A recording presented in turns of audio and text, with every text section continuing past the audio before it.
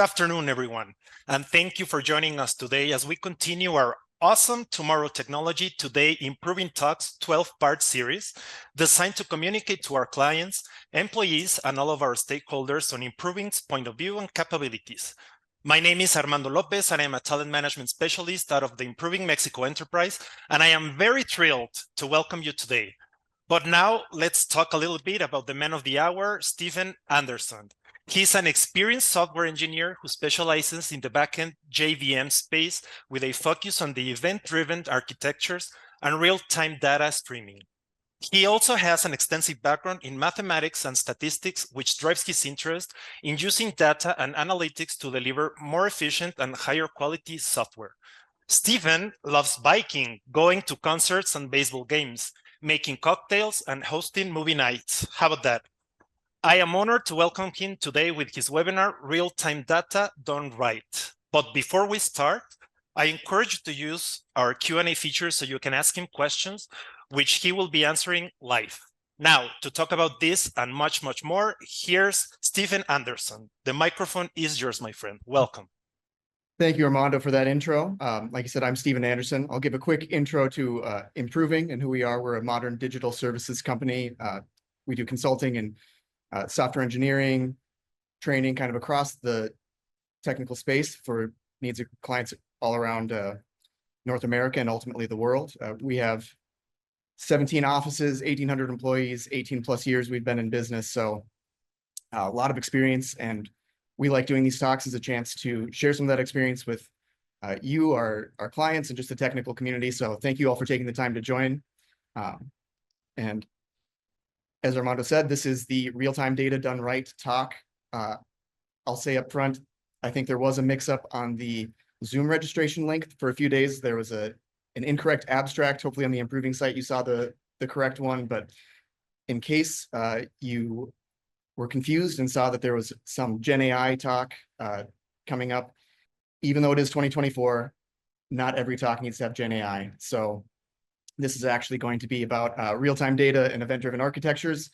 We all have a need for high-quality data these days, in part for that Gen AI stuff, and that's definitely a part of this process. And that data needs to be highly available, can't be locked away. Legacy systems make this very difficult. We're all dealing with a lot of data in disparate places. Some of us have experience or maybe have heard about event-driven architectures and know that it can be a solution to this, but those need to be done well. And today, we're going to go through some of the common pitfalls, best practices, and some real-world examples of real-time data done right to hopefully help you guys solve your real business problems around data. So we'll get into it. Please don't stop me if you've heard this before. You're a company, and we've got data. We've got data in a few different places. I like to call them data silos, but honestly, they're also sometimes knowledge silos. You might have a key person who understands that data, understands the API to get to it. But in the modern world, we can't live with those silos. Different divisions need access to that data. They need insights. And so what do? Oh, well, we build some direct point-to-point connections. Here's some data consumers. They're able to kind of connect. And this is tenable at first. Sure, it's 4 connections, but that's not so bad. But then more consumers come online, and oh, look, this consumer actually, they have started integrating some of that data and created their own new data store. So we've increased the number of data stores in this process. And oh, well, now someone's going to want to consume that data store, right? Of course, that we have more valuable data. That's helpful for our business. So be consuming from that. But oh, we do need to supplement from some of these other data stores. But this is still manageable. We're looking okay. And, okay, well, now we've got another group that comes online, some new sets of consumers. And suddenly, it's not looking so manageable. And here's the web that we live in. And if you're like me, this is no longer tenable. There's too many systems. There's limited understanding. There's a lack of trust because things are just too opaque. And also, people have to just blindly trust the data they're getting. Maybe those secondary data stores that they're consuming from actually have some issues and misrepresent some of those source data, but that's just that's what we're using. That's what we're used to. And we have all these point-to-point connections. This is super fragile. This is a lot to manage for your infrastructure departments, for all of your different teams that are consuming these data. If an API changes, God help us all, because the cascading the cascading changes to make all those connections can take months. So we know that we don't want this. So this is where event streaming comes in, right?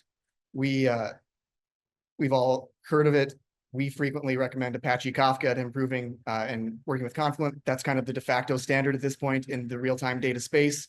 And so that's where a lot of this focus will be, but we'll recognize there are some other solutions, people using AWS Kinesis, event hubs in Azure or PubSub, but some sort of event-driven architecture to try to mitigate this web of point-to-point connections we have. So we've all heard this story. Well, don't worry.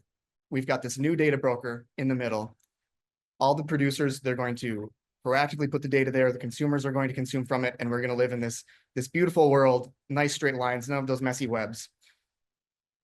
But event streaming actually can be hard, especially when you're coming from a legacy data space and you're used to those point-to-point connections, or you don't have standards around Kafka. Maybe you don't have that developer experience, but you know that you need a solution so you can plug it in. But along with event streaming, there's some other things that we need to think about. How do we do scalability, resiliency, data contracts, discoverability, performance, observability, availability? How do we avoid duplicated efforts? Security, what does that look like in this new space? Upgrades, oh, here's a new system we have to upgrade. That can be tough. Reconciliation, can we trust the data and the overall tech stack? And I did try really hard to make an acronym for you guys to be able to cover all this, but I actually couldn't. There's just too many consonants. I don't know what to do. So as you can see, this is a lot to remember. This is a lot to keep track of. And so lots of times this is not figured out up front, and we just start doing, using Apache Kafka, trying to do an event-driven architecture. And so we think that we're going to build this beautiful diagram here with all these nice straight lines and producers going to consumers left to right. But a few moments later, we're left with this. And so we've got no insights into who's connected here. We have some of these consumers that are off in the distance that don't even know Apache Kafka has been brought into the organization. They don't know that they can consume from these events. We've got some consumers that are doing a hybrid of, oh, well, we get some of the stuff from Kafka, but didn't have all that we need. So we'll keep our point-to-point connections. Or they'll say, oh, we had a bad experience. And so we're going to use what we know. We're going to be comfortable with these point-to-point connections, and then keep making, their own synthetic data stores. We have some producers that maybe don't know, and they aren't following standard, and they're not going into Kafka. And so we're left with still a pretty messy web. So we started here, and we're all familiar with this.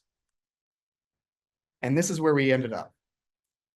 So the question is, are we really headed towards something better? Are we solving problems with our event-driven architectures, or are we just finding new tools to make complex webs that are unmanageable?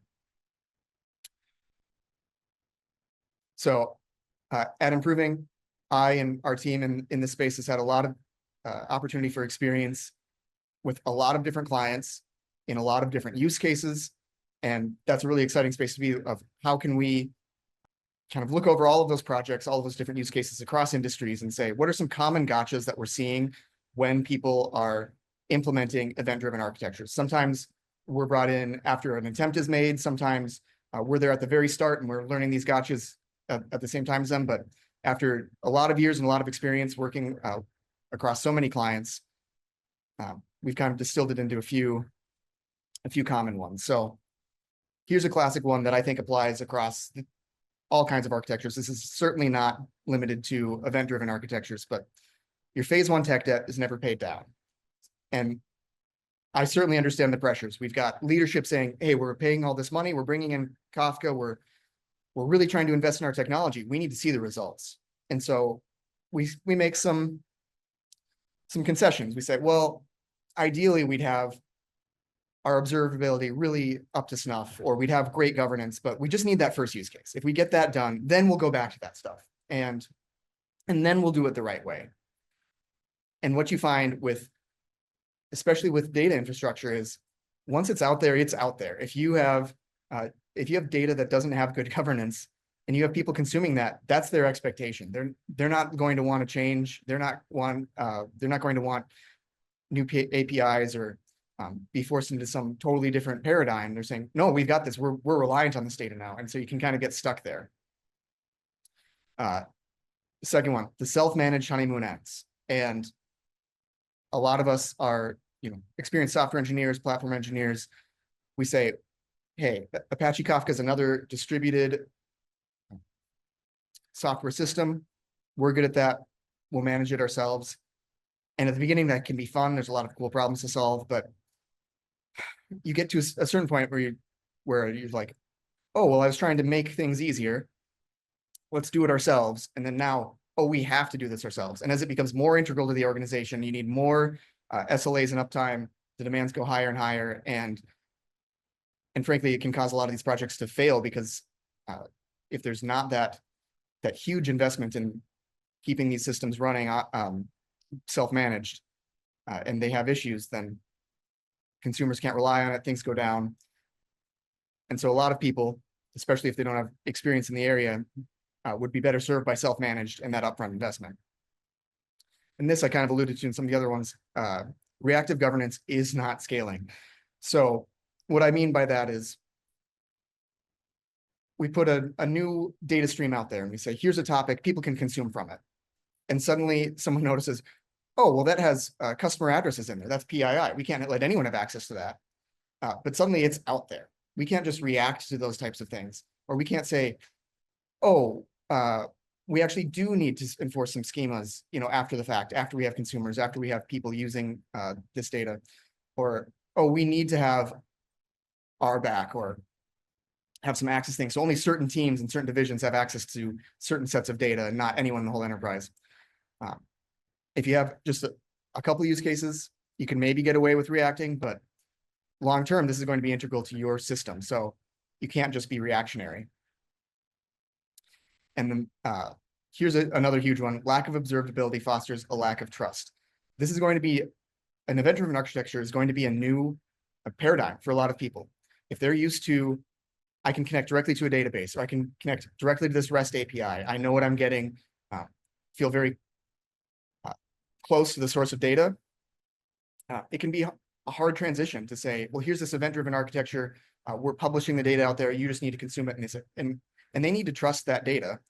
But if you don't have observability, if they can't see the flow of how that data goes from the source system into the final destination that they're consuming from, what those steps and transformations are, then it can be so difficult to have trust in what that end result is. And don't get me started if you have even one instance where, one message, one event is lost, and the consumer says, hey, we were expecting this event to update our data. We didn't consume it. You can't go to them and say, oh, I wonder where that went. You need observability to say, oh, yes, we have this error, and this is how we will be able to reprocess. This is how we can see where the issue occurred, so that there can be a high trust system for both the producers of the data and the consumers. And last, a fragmented developer community. So this is another thing where there can be situations of, oh, we just need to bring in an event streaming architecture. We bring in Kafka, we bring in Confluent, and this division starts their approach and they start building something. I've got another division that starts a different approach, or maybe they try to do self-managed, even though we have this Confluent cloud solution over here. Or we have some teams, some areas that they're just not aware of Kafka even being in play, or an event-driven architecture. So what ultimately ends up happening is we still have that web like we saw. So we highly recommend there being some central messaging. A center of excellence is a great model to allow for the full development community in your organization to really band around real-time data and get those standards up front, get some of these initial investments in place so that going forward, the system can be a success.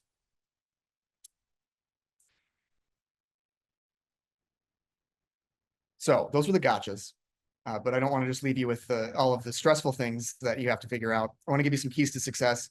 And these are going to look familiar to anyone that's been following kind of the data mesh movement, with really treating data as a product, going for quality.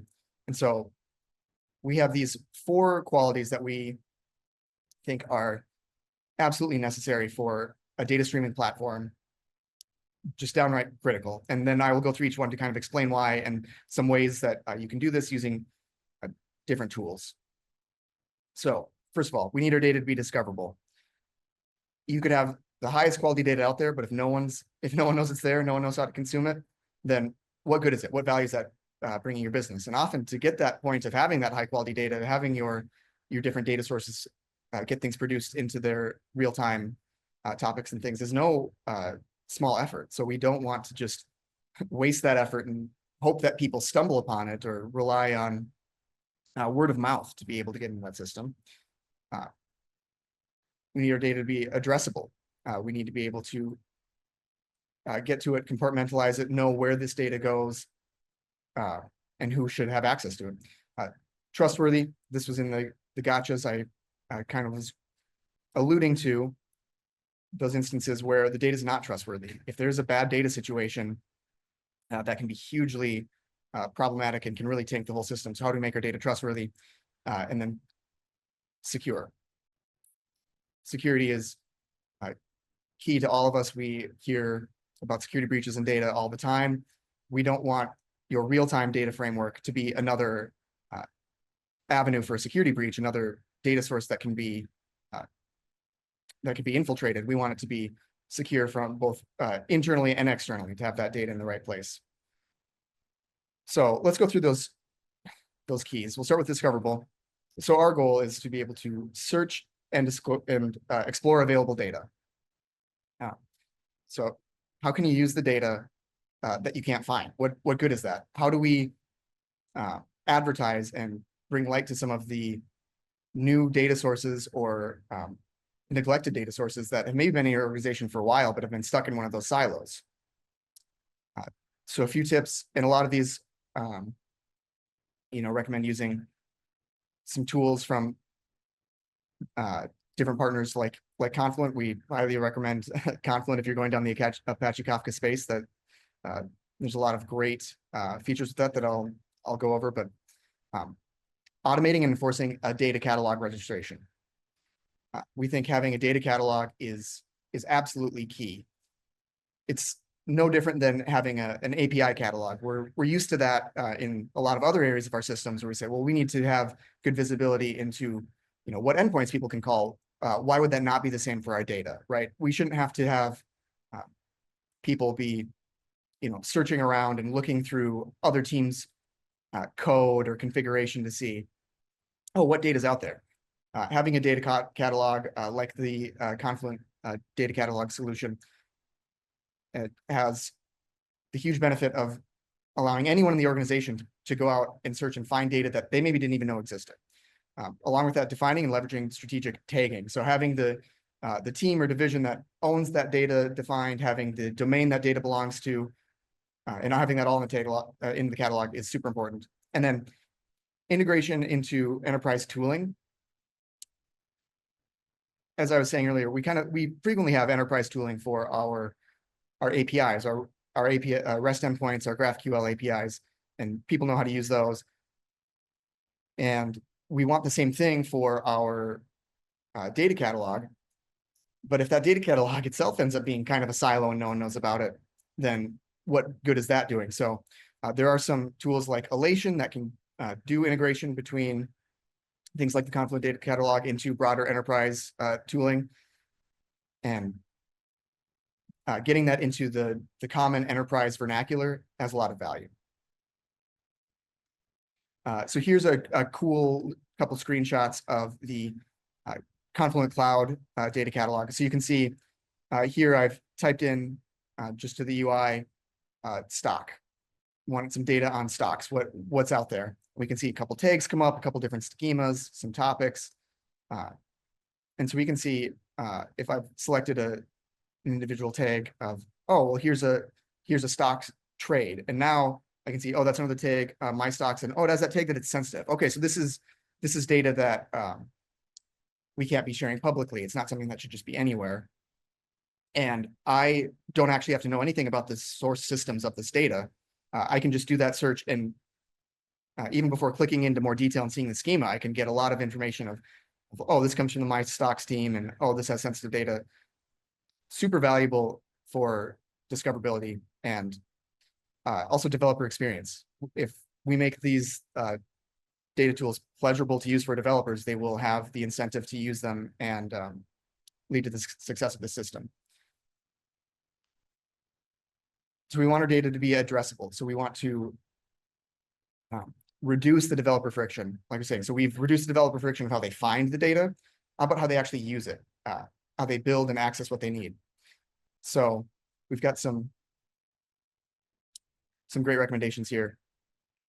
Obviously, number one, from the operation side, automate your infrastructure. I don't think that I'm saying anything new to anyone that you really should be using Terraform or infrastructure as code for your, whether it's for your cloud providers or if you're self-hosting.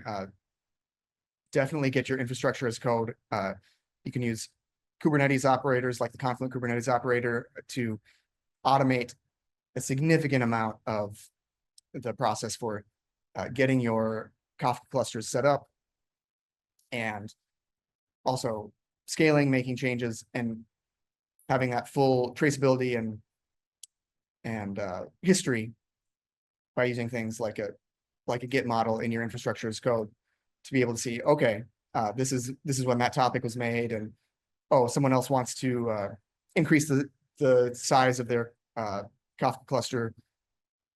There's actually a way to review that. People aren't just going into the UI and clicking things. Hugely important. We don't want, and then come as you are, the idea of let's make the tool set as broad as possible. Most organizations have, we'll have multiple systems, a lot of stuff written in Java, for instance, especially things that are traditionally interfacing with Kafka. Kafka is kind of used a lot with Java since it's written with Java, but it supports a wide breadth of different platforms and technologies. So let's not limit ourselves. Let's have these other systems out there as an option so that anyone can access this data. Any developer, any set of experience is able to get the high quality data. And then building future-proof use cases with tiered storage. This is a fun one. This is a kind of a newer feature in the Kafka space where you can have tiered storage of all of the information in your different topics. So rather than having data expire to save on storage costs and things like that, you can actually have a schedule to move some of that data into low-cost cloud blob storage. So it can kind of sit there in the cold storage, can't be accessed quite as fast, but as you have a new consumer come online, they have that full history of all the data. We don't have to reload the original source from scratch, and we don't have to just say, oh, we'll get a starting point, and then now you can be consuming from events as they come. What an awesome thing to just be able to say to that consumer, oh yeah, you can start from the very beginning. There's a little bit of startup time to get that data out of the colder storage, but it's a lot faster than having to reprocess everything and from the source, saving a lot of time for new systems coming online.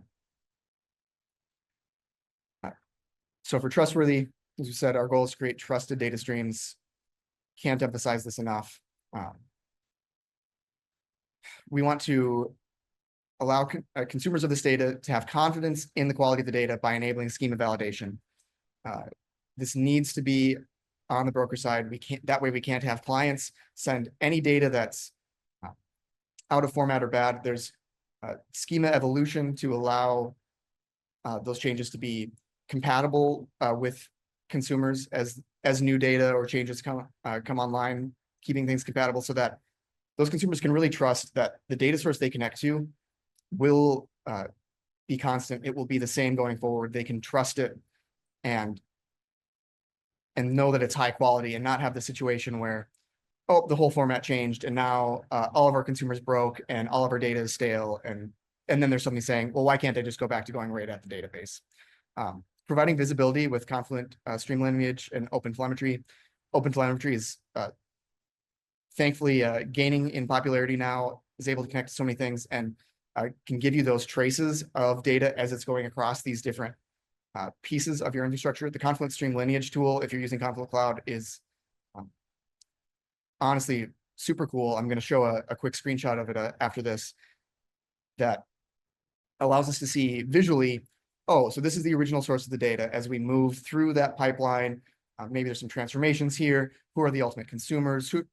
It's great for both sides of the equation, the producers knowing who needs their data and the consumers knowing where that data comes from, what changes it's made, just highly transparent, and also super valuable for maybe non-technical people in your organization as business areas want to have that insight as well. And then tracking and enforcing SLAs with the Confluent metrics API integrations, if you're using Confluent Cloud or other integrations, to make sure that you have those tools and dashboards.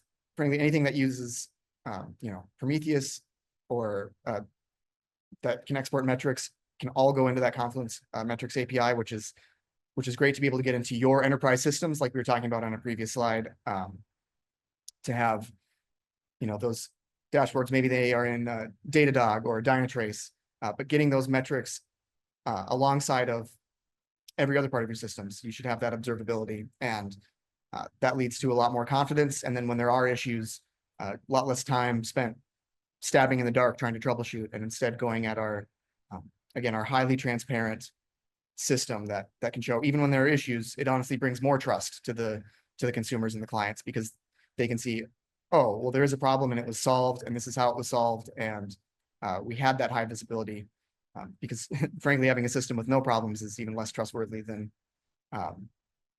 having a system that has problems that have that don't have that observability.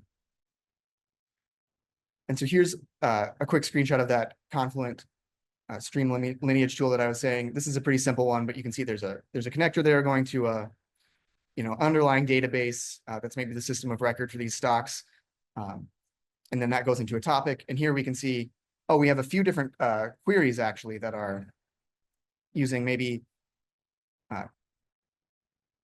the KSQLDB tool in Confluent to be able to get, oh, well, those people care about the stocks under 100. Those are the stocks that are being bought, stocks that are being sold, kind of ultimately being different data sources that then keep going down the line.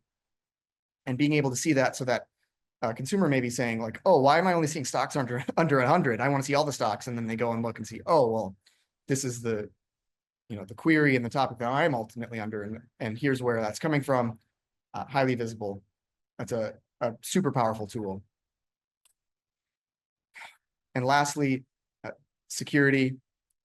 Our goal is to be secure by default. We don't want that reactive governance. We don't want to say, oh no, we've had an intrusion, now we're going to be secure. No, we start with security by default. Our recommendations: simplify and scale your authorization with RBAC. This is consistent across so many systems in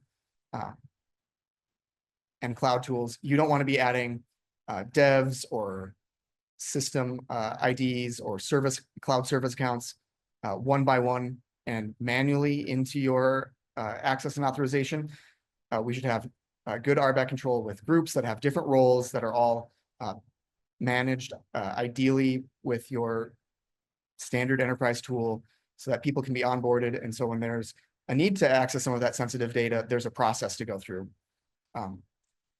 You can bring your own key. Encryption is a tool that Confluent has added recently. If you have your own internal key paradigm, don't want to rely on the cloud generated one, that's a really helpful feature for some organizations where you have very strict regulations and you need to be in control of those keys.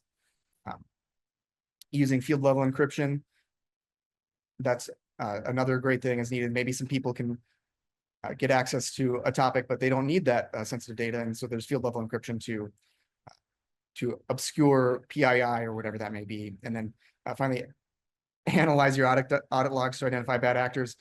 I hope I don't need to say to anyone that we need to be actively monitoring for intrusions. We don't need to wait for someone to announce themselves as a security intruder. We need to be looking who's accessing what, and then have alerts on those logs to say, oh, here's an unknown entity, unknown team, and be able to react proactively. Be proactive instead of reactive in our governance as well as our security. So those are kind of the recommendations that we have. based on those common pitfalls. I'd love to spend the next few minutes going over event-driven architecture in action. So these are some examples from actual clients, real-world scenarios that I and other people on the team at Improving have experienced in the real world of how event-driven architectures, when done well, can provide a lot of value and solve a lot of these problems. So our first case that I'll talk about is what I call data liberation.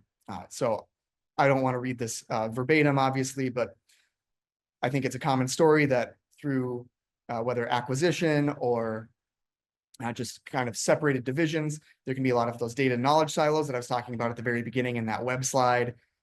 And we're stuck. Our development speed is abysmal because we have to have all these different integrations. We have to have all these different security things to figure out, all these different point-to-point connections, and ultimately have that knowledge that's not very transparent, that's not easily shareable to even find this data.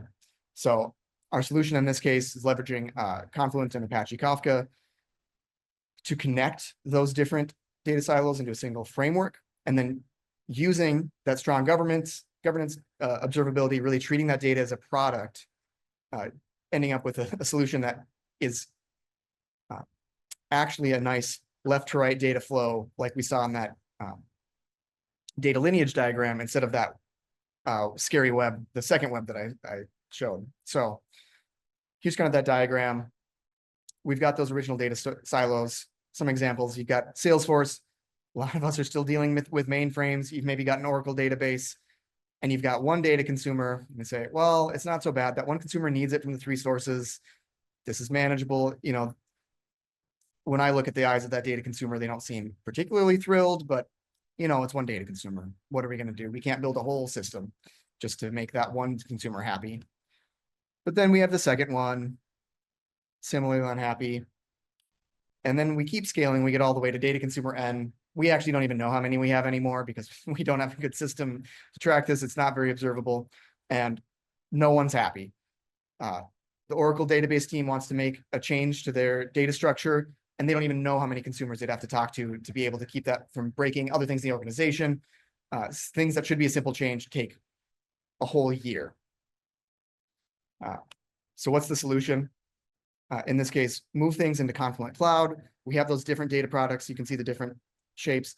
They all get integrated into Confluent Cloud using stream processing in real time to package it up into a new data product that has all of those features that we talked about previously, so that this data is enriched. But we've shifted the burden left. That's something that can maybe be hidden in this diagram, but previously those different consumers all had to do their own processing to figure out, oh, how do I integrate this data? How do I get the fields that I need from each of these different sources?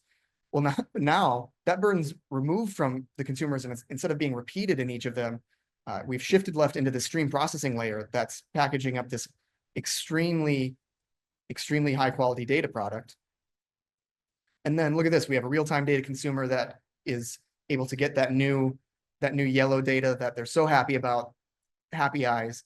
But then a cool extra piece is we were just trying to get our existing consumers dealt with. But now that we have this high quality data, we can actually sync this into Snowflake or maybe some other analytics DB or something like OpenSearch. There are many connectors into Kafka and Confluent Cloud that we can get that data into a different sync. And this opened up new business use cases where now we have an analytics consumer who before I just wouldn't have been able to take on that burden of integrating with all those different data sources, doing all of that processing and enriching to ultimately get it into Snowflake. But now there's that high quality data product that they went out into the data catalog and they said, oh, look at that. Look at what's available to me. That's so great. I'm going to sync that into Snowflake. Now I'm able to do some really cool analytics processing. That's a totally new use case that got enabled because we have a higher quality data system and a real-time pipeline. And that is a shockingly common story in these data liberation use cases. People are so used to having things stuck in a batch world or all these different connections that they can't even think of some of these next level use cases until they have that data in real time and high quality.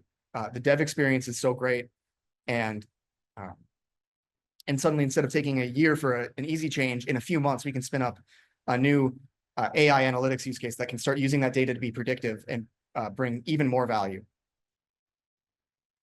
So another use case we have, we'll call it centralized data visibility, kind of similar to the data silo example before with data liberation. But in this case, we have a lot of data where we maybe do have high quality data, but it's stuck in its individual kind of regions, or in this case, a different plant for manufacturing. So these plants have modern systems, a lot of IoT data, a lot of real-time data. It's even getting into good databases that there's good visibility within that plant, or maybe within a floor on that plant. But there's nothing that's a true single pane of glass that a manager or director could see across the entire manufacturing infrastructure. So once again, the solution leveraging Confluent Cloud, centralize that data across the different manufacturing centers, syncing into a single reporting database instead of relying on batch reports that have to get sent from every different location, and then using that sync to, again, go into Snowflake and actually enable some really large scale ML AI use cases based on that IoT data. So here you can see we've got our different plant data. It's coming from the different devices, and the plant managers, they have some insight. They're saying, okay, I can see which of my machines are operating well, where are errors. I'd say it's good, not great. But the plant directors, they're trying to synthesize all this data and say, okay, which plant needs to be scheduled for a shutdown for maintenance? Where could we move that capacity? Are we able to predict which plant is going to have maybe a machine that's going to break down soon based on its number of errors, and we need to be prepared to get new parts? Having to wait the next day until you get a batch of all of these different data sources, and then manually trying to integrate that's just too much of a burden, especially as you want to scale your organization, be bringing on new manufacturing centers. So our first step, we take all of that data that's already high quality data coming from the plant, and we centralize it into Confluent Cloud, linking that into a single data source. We can use CDC connectors. Click is very popular, but there's many other tools to get that data in flight in real time. Then we can be using stream processing to get into a consistent data product, kind of similar to that previous example where maybe one plant has some different devices that put the data in a little bit of a different format, but we do some processing to kind of get it into that consistent data product, that same schema. Once again, that's shifting left. That's not happening at the plant director office. They're not having to take these different reports and do formatting and scary things like batch processing. That's all done in Confluent Cloud now. We've shifted that burden away to get that clean data source. And then we're able to use that data to sync into multiple areas. I'm sorry, there's that stream processing I was talking about. And ultimately, we sync that into a centralized database for reporting. They can put a web interface in there, single pane of glass. So now not only can the plant director see across all the plants, but plant managers can actually use that same tool. So they have a consistent experience across the different plants, so they can see their information. And now we're not waiting for the next day's reports. We're getting this in real time. It's very exciting. And then once again, oh, well, we have this high quality data. We can move Snowflake into here, that easy sync. And now suddenly we're doing analytics. We're doing predictive analytics. So instead of saying, oh, I see a lot of errors, we're going to need to shut down that plant or that machine line. We're now having Snowflake actually able to predict and say, ooh, last time we got into this scenario, in a few weeks, we actually needed to replace this part. And so we're able to plan ahead. And again, that's something that just wouldn't be possible without this centralized data source, this consistent clean data product.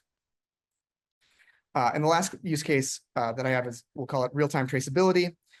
And this was a use case where in a distribution wholesaler environment, there needed to be full visibility through the kind of entire supply chain with basically no downtime, because that data needed to be recorded and consistent traceable, preserved forever. Anytime a product moved from one distribution center to another or to a ultimately end customer. And if that data wasn't being recorded, the distribution center would not be allowed to operate, and being down for even an hour would be millions of dollars. So once again, how can we leverage event-driven architectures using Apache Kafka and Confluent Cloud to be that connecting fabric, to get those real-time events, to have it stored in a reliable location, and then using cloud tools to get full redundancy, so that to the point that even if a data center or a distribution center lost network connectivity, they wouldn't have to shut down because we had such good faith in our streaming infrastructure and redundancy.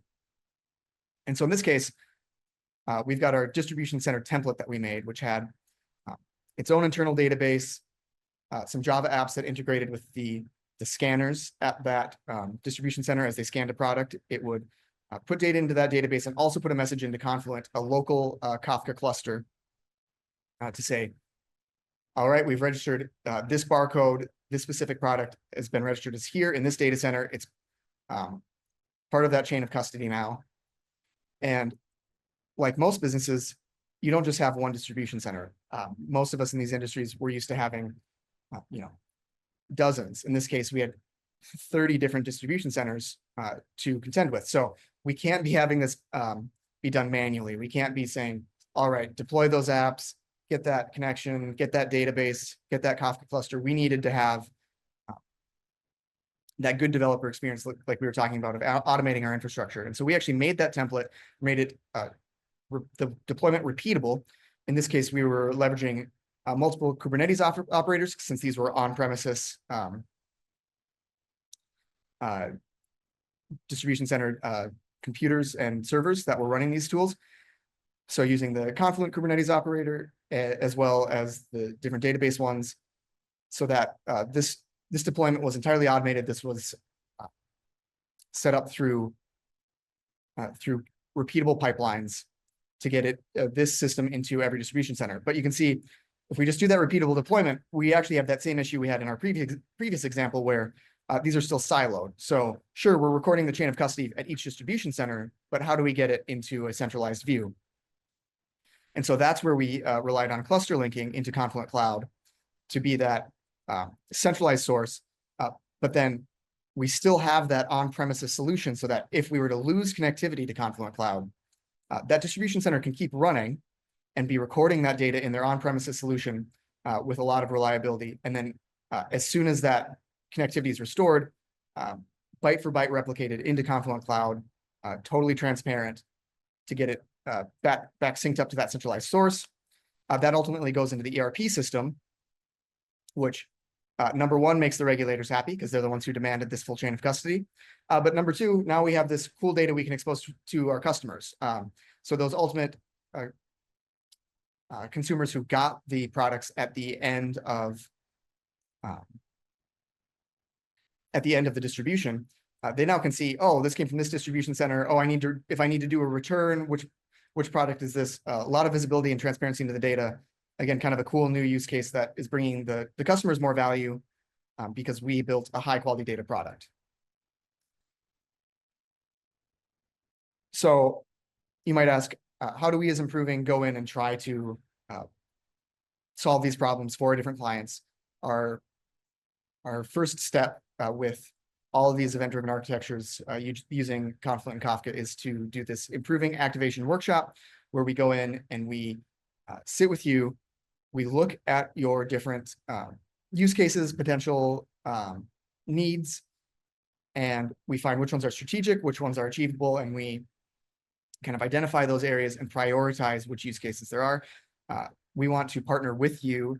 We explore and educate the teams. Like I said, event-driven architectures are new to a lot of people, so we don't want to just leave you with no guidance. We don't want to set up systems and throw them over the fence. We want to be working with the teams to get a shared understanding of the different approaches and tools and how we can do those best practices. And then ultimately, we do this refine and prove step, where we take one of those use cases, we develop a roadmap for delivery, usually about 12 weeks, and we see that use case end to end. So we don't try to liberate the whole system. We try to take an individual use case that will bring quick value and be an example of best practices to get that done, and build it out. And then from there, can build into the next use cases and set up for success. So that's everything I had for today. Thank you guys so much for listening to me. I wanted to make sure to save some time for questions, and looks like we did. So does anyone have any questions? Very interesting stuff, Stephen. Thank you very much, my friend. We have a couple of questions sent through Teams, but I want to encourage the audience to use the Q&A section if you have any more questions. We have time, as Stephen said. The first one, my friend, I have been hearing a lot about Flink. Explain Flink and where that would fit into our data strategy. Are there other options? Of course, this is another a popular data streaming product. I feel like I focused in my presentation on Apache Kafka, which has been, growing in popularity over the last decade, and Flink is rapidly growing alongside of it, and it's another thing that many people have questions on that don't necessarily have experience, but you can say Flink is another great data streaming product that can fit in alongside of your Confluent and Apache Kafka infrastructure to do some of those higher leverage stream operations. So that shift left stuff I was talking about, where you are maybe transforming, modifying, enriching your data. Flink is a super powerful tool for that. There are some simpler solutions that we would maybe recommend with starting first, depending on what the transformations are, as Flink is an additional distributed system set up. But if you have some very complex transformations, or maybe some connections to outside data systems that you already have a familiarity with Flink, as Flink is able to connect similar to Kafka to many different data solutions, that's where Flink fits in the picture. And I will say Confluent is also investing heavily in Flink and in the data streaming space, as they are the dominant enterprise player. If Confluent's moving in a direction, it's because a lot of customers and a lot of early movers are moving in that direction. So I would recommend, if you're thinking about getting into this data streaming space and real-time data, familiarizing yourself with Flink is another great skill set to have in your full strategy. A very important must-have. Thank you, Stephen. I have another one here, my friend. You talked a lot about governance. Where do I even start? Tell me. Well, I'm glad the messaging about governance has come through. That is something that, again, I think it's frequently too much of an afterthought. Feel like need to do the Steve Ballmer thing and just say governance, governance, governance. But we need high quality data. That's how we build that trust. That's how we get people on board. And I would say the first thing you want to start with is those schemas.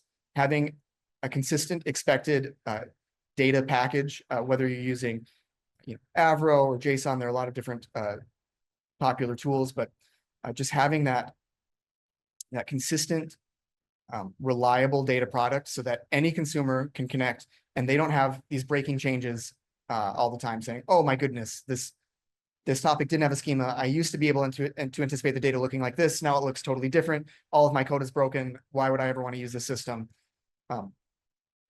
This is usually like the first starting point, and I would recommend Avro for your schemas, as there's really good evolution for those schemas that can keep things compatible. This isn't necessarily an easy step. A lot of people, you maybe haven't thought that much about your schemas. It can be hard up front to try to envision so many of the use cases, but it's kind of similar to designing a good REST API or any other GraphQL, anything like that, where once that API is out there, once that schema as your data API is out there, it can really be set in stone with your consumers. So that upfront work will set you up for long-term success. And I would say, don't see that as slowing down your progress. See that as, again, doing real-time data right. Okay, thank you, Stephen. So now getting a little bit back to the Kafka of it all. Kafka feels intense and like maybe more than we need. How do you know when to bring it in? Totally.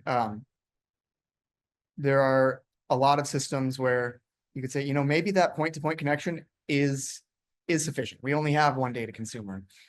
Do we really need to have an event-driven architecture for all of this? And I would say you obviously need to look at your growth trajectory and try to anticipate into the future somewhat, which we can only do so well. But a great way to do it is kind of what I was saying in our activation workshop that I talked about, where you do that first use case and you really go end to end with it, and you see, how does this fit? Is this bringing us value? Because again, Kafka is a complicated system. It does take some time to learn and get those skills. But if you get that first use case and you really do it end to end, and you sit there and say, here's the value we're getting out of this, you might be surprised at those additional use cases that can come once you have that real-time data as an option. It really is a new way of thinking about your data. And once it's out there, and once it's in that data catalog, you could really enable a lot more value. But obviously, you know, you got to use your best judgment as engineers of when it's worth the investment of bringing in those tools. But also, I should point out a newer tool called WarpStream, which makes it, which is recently acquired by Confluent, which makes ownership of your Kafka cluster even easier and takes more of the maintenance of Kafka out of your hands. So you really just need to know how to, you know, build that high quality data and not need to have all that knowledge of how do I run this Kafka cluster? How do I administer all of that? So I'd say it is intense, but it's getting easier. Okay, great insights there, my friend. And I have one last question for you. How do you normally see companies dealing with their real-time needs versus larger analytical needs like Snowflake? Well, there's a reason that you guys saw Snowflake in multiple of our real-world examples, and it's because there's a lot of energy around Snowflake. It is very popular, and enabling that predictive layer into your data of getting some of those AI ML use cases is really huge. In addition to, you know, your traditional data consumers that were just querying from your databases. And there is another a new Confluent feature coming online called Tableflow that is really, I'd recommend you look into it. It's kind of out of this out of the scope of this presentation, but is a cool way to be able to share through those use cases of having your real-time data sources as well as your batch analytics and keeping those in sync. And again, both Apache Kafka, Confluent, and also Apache Flink have really great tooling for connections into those analytic databases like Snowflake, and can be treated like any other data sync surprisingly easily. And so you don't just have to be thinking about real-time use cases when you're doing your event-driven architectures. You definitely can have those batch analytics in play as well. It's all part of your modern data platform and system. Okay, Stephen, thank you very much. And right on time, I don't have any more questions. So do you want to share some closing remarks before we say goodbye? Yeah, I just will say again, thank you guys so much for taking the hour today to go over these insights into real-time data and event-driven architectures. This is something that I'm really passionate about. We want to build good systems for people and really get this modern data journey going, as we're in the era of modern data, and there's such huge needs across so many industries. So I hope some of this was helpful and can be takeaways, but also here's a way to connect with me on LinkedIn. I'd love to talk more, and please reach out if you're interested in more of our insights or work we've done at some of our other clients and how real-time data can help you and your different industries and use cases. What a great and interesting session, my friend. I want to thank you all for joining us today, and especially Stephen here for sharing this presentation with all of us. Really nice work, man. And coming up next week on November 1st, we have some exciting stuff for you. Daniel Brown will continue our Tomorrow Technology Today series with his webinar, Leveraging Multi and Hybrid Architectures for Next-Gen Platform Engineering.